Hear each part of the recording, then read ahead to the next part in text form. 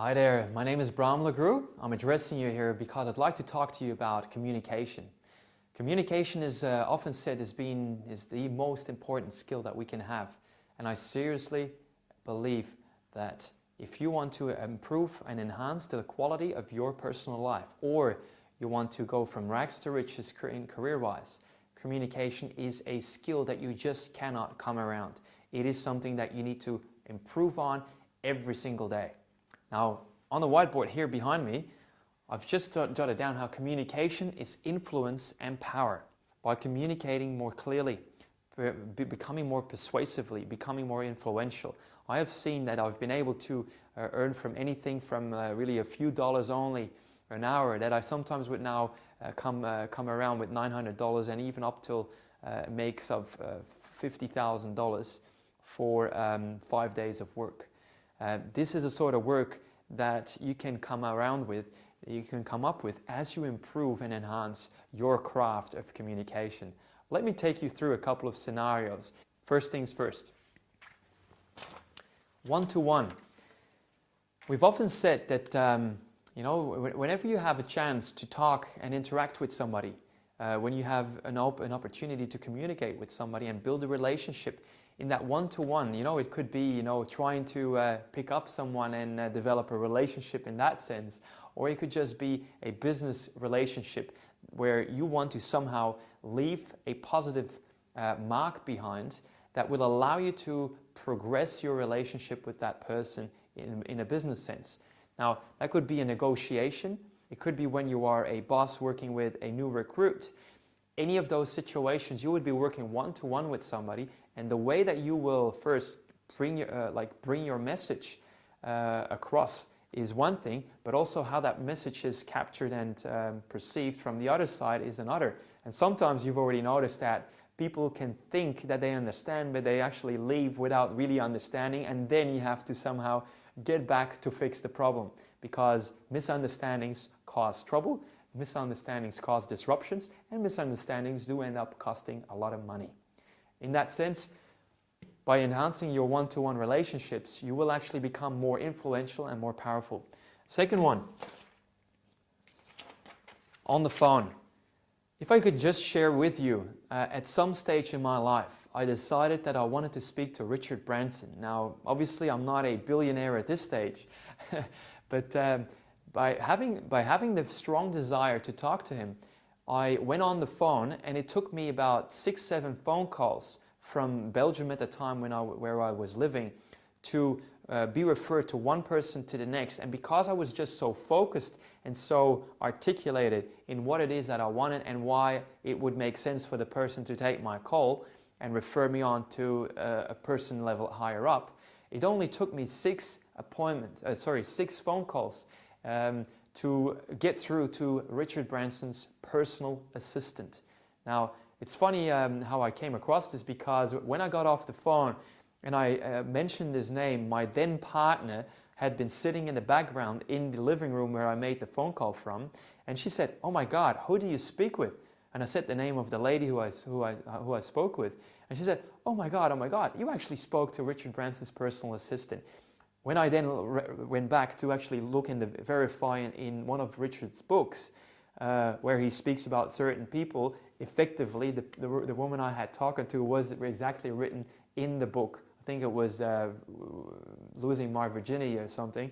It was exactly her name in that book. So just to show you how fast you can go in terms of using communication to your advantage to get to somewhere where you want. On the phone, you can do a great job. We are, for example, in our personal business, we are a management consulting company as well, but we also run a whole lot of seminars. What we do is we reach also out to corporate decision makers, CEOs, large organizations, people who have decision power and that we want to somehow build relationships with. And again, on the phone, by really crafting our skill and becoming more targeted and more specific in what we want and how we go about bringing the message, we've been able to get past people who were trying to first block out certain, let's just say, uninteresting phone calls But we were successfully able to manage to progress beyond that and book appointments with some of the most successful people. So this is what you also can learn how to do. And I highly recommend you doing so. Next, in writing. In writing, anytime when we somehow email or we send a letter, have you ever had the situation occur where even though you had all best intentions when you wrote either the letter or the email, then later on, somehow the person who you sent it to misunderstood it and somehow had a huge sort of outburst, and you had to somehow go in to mend and repair the parts. Somehow it had all broken down on you. Well, in writing again, your communication, when you become more mindful of the psychology behind messages, and you start really weaving that into your communication, in writing you can become so superly influential and so targeted, so successful in bringing a message across that you can get a whole lot done thanks to it. Whether that is obtaining an appointment with somebody who's very hard to get a hold on, or it is bringing somebody back on good terms with you after something broke down, or you just want to repair an issue, or you just want to somehow sort out a client relationship, somebody who was personally let down, drifted off, and you want to bring him back. Well, again, your writing abilities will seriously either make it or break it for you. Next, team and organization. In a team and organization, there's certain people that you work with. Some of these people you will find it easy to communicate with and get the job done, but others may be a bit more challenging. And so how will you go about it? In that situation, again, I'll show you a few tips that will help you to get there. Public speaking then. Public speaking is obviously something that is of exceptional value. If you have, let's say, the ability and the persona, the demeanor to climb up on a stage or just address a group of individuals, especially the more powerful these people become, if you have that, let's say, everything that it takes to do that in a successful way, in a way that is engaging, that makes these people interested in you, and also that it makes them open to receiving the message that you bring to them, whether you want to educate them or you want to have them take an action following your speech, or you want them to hire you, or whatever it is. Public speaking, again, has obviously a huge opportunity for us. Video, whether you are a television star, or you just have your own YouTube channel, or you use all sorts of videos to reach out to other people. Videos, again, there are certain things that will work for you, other things that will actually harm somehow and hamper the effect that you will have. So again, this is another situation that is relevant. Job interview. Somehow you need to, charm, persuade, convince people that you are the right person for the role. Well, again, in that situation, communication is going to help you or is going to break it for you. Professional speaking then. I personally have been able to do speeches that were paid anywhere, like I said, $900 for an hour. I've had keynote speeches that I did for about 3 odd hours and paid $9,000 for those. I've also done sessions over a longer period of time, which is 2 days for $24,000 or 5 days for about 50 odd. All of this is professional speaking and also training. So in that sense, by honing in on what I will show you with you and seriously improve on those very topics, I'm going to leave it with that, you will see that not just your results in terms of the dollars you make or whatever currency you work with, but the money you make, the job that you'd like to ideally secure for yourself, the type of relationships you build, all these results here, the prestige you gather along the way, or the recognition, any of that, if those are the results that you're looking for and you want to somehow enhance that, lift it in a way that will help you go where you need to go, again, these very 3 things will be of decisive importance.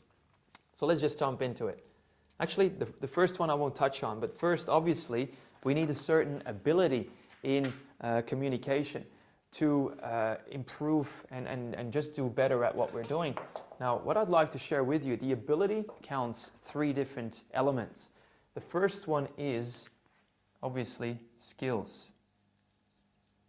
You will need certain skills where you, for example, open and make a strong point initially that will be attention grabbing enough for the people to wanting to take the time to listen to you or look at you. Skills will definitely be very decisive. The next one is then also habits. You will need to form certain habits because you may have certain skills, but at times we don't use the skills we have. How many people, for example, go to university and they learn all these skills, for example, how to do statistics and all sorts of other things you learn there, history at school, and then later on, even though you learn a lot about certain things, we then somehow don't do anything with it. So the skills are there, but then because we fail to use them on an ongoing basis, we just lose it altogether. That's why we need certain habits as well. For us to become highly influential, highly effective at the act of communication, we need not just the skills only, but really embed them, do them over and over and over again, which means that we will learn out of the mistakes we had and the successes as well along the way. But also because we got the habits in place, the communication will become more natural. We will become unconsciously competent, while at the start we typically are unconsciously incompetent. And now the last one that I didn't mention yet is strategies. You need certain strategies in place because communication is not something that is haphazard. It's not something that we just do for the sake of and we just stumble away through it. We want to make sure that the strategies we put in place lead us to a certain outcome. Outcomes are important. So how can we start with the end in mind and then take it back so that we will get the result that we want? We will need to put certain things in place along the way. So the strategies are very important. So let me just write it down, strategies. Now, the ability is one thing. We obviously need action. Action is what's going to make the difference between the people who know about what to do and those who actually do it well enough and consistently enough so that they get the results. If knowledge would be power, then everybody in a highly knowledgeable position, being a professor and so on, they would rule the world. And most of the time, they don't. Most of the time, it's people who have self-educated themselves and who have gone from rags to riches, who have been able to take their life in a direction that no one else has done perhaps before. They were more entrepreneurial individuals, people who put it to test and made sure that the action was, again, using 3 different ingredients. One is first, practice.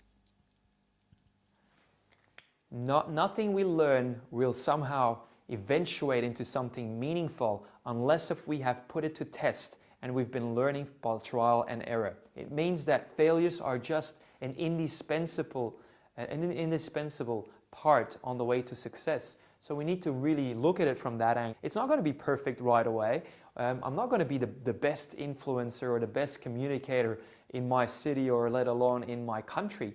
But what if I go every time to work to improve on it, learn from feedback, learn from the mistakes we had, and then obviously go somewhere. We also want to make sure that we keep repeating it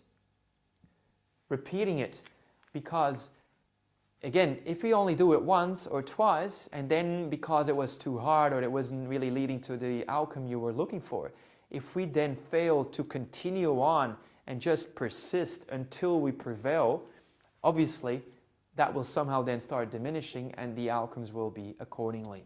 Last, we practice, we repeat, but we also improve.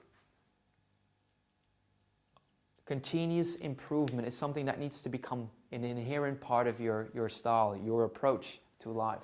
So as we do these things, ability plus actions plus what's behind here will obviously lead you to better results in the communication area. So let's now reveal the last one, confidence. If there's anything, my background is in psychology. I do training and coaching with executives and their teams. And one of the things that I notice that again and again and again gets in the way or somehow helps the individual, it is the confidence. If there's anything that you somehow need to seriously work on, it is to make sure that deep within yourself, the confidence is built. You need somehow to make sure that your thoughts and your feelings line up to build your confidence. Now let me explain this. If, for example, you are going for a job and in the waiting room, as you're waiting to go in, you met a few other individuals and there's one particular individual that somehow intimidates you, or where you feel that that individual may be better suited than you. If you start to somehow undermine in your thoughts already that that person may be more successful, in a way that won't really help your case, if you catch my drift. The same thing, if you feel that you somehow are unworthy of the job, or that, for example, here in professional speaking, that whatever you bring is not going to be very interesting, and you start instantly as you go up on stage and you say, you know what, this is going to be pretty ordinary, it's going to be pretty boring, or math is not very interesting at all. If you somehow say a comment that undermines your own confidence publicly, you are going to undermine the confidence or the belief that other people will have in your ability as well. And so all of these sort of little things, they either make it or break it. So we need to make sure again that your thoughts are positive. If you go on stage, always think to yourself, I can do this. I've rehearsed enough of it. I've practiced everything. I am an expert in my field and I will be influential. I will be successful. If you say these type of thoughts to yourself before you even go up, what it is you're pretty much pumping your own tires, but because you do, your tire is going to run more smoothly on the road, especially if there's obstacles. The flatter the tire is, the harder it is to actually move it forward, and the more force it's going to take, the more energy you're going to require to actually make it progress, and it will be very clunky. So that's not what we want. We want you to become highly successful, and that's why your feelings and thoughts need to somehow align and make sure that they are positively programmed in yourself so that you can achieve. Napoleon Hill said once, what man can conceive and believe in his heart, he can achieve. Now, obviously, if you want to secure the best job ever, guess what? Go to work for it and make sure that all of this aligns. If you want to go and train people, whether they're new people or other people, again, same thing. Everything here will need to be in place. If you, for example, want to write a letter that will be heartfelt, that will make a person take positive action, that again is something that you can program as well. Or whether you go on the phone and want to be successful and obtain a certain meeting. All of this will largely depend on your ability to communicate in a highly influential and powerful way. Thank you. Look out for the next video. My name is Bram. Bye-bye.